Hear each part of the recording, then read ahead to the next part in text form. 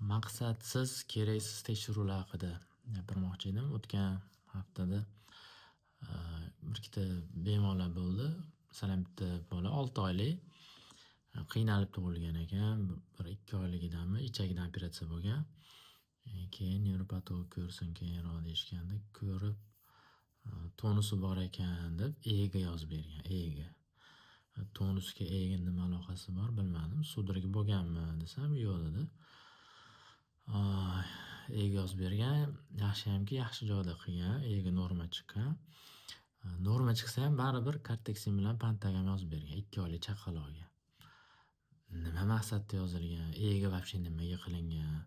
Umuman maqsadsiz qilingan.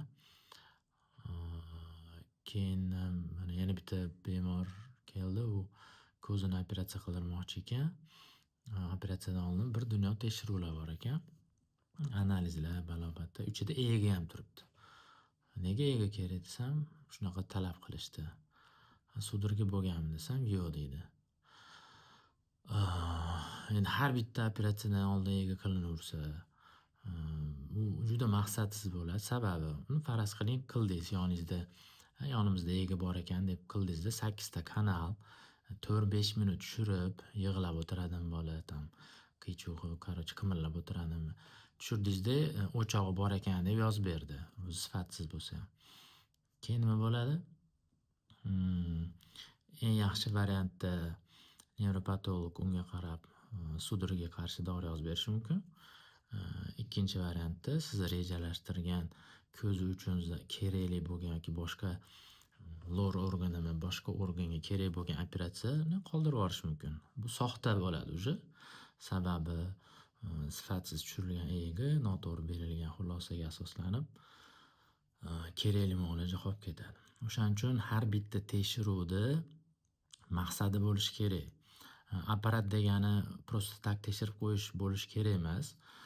Masalan, E'ga исключительно epilepsiya va tutqanoq noepileptik paroksizmlar deydi. Shunaqa holatlarda shubha bo'lgandagina qilinadi. Tam gipoksiyani ko'raylik, nutqini ko'raylik, aqlini ko'raylik, u umuman to'g'ri kelmaydigan nima deydi? Tekshiruv.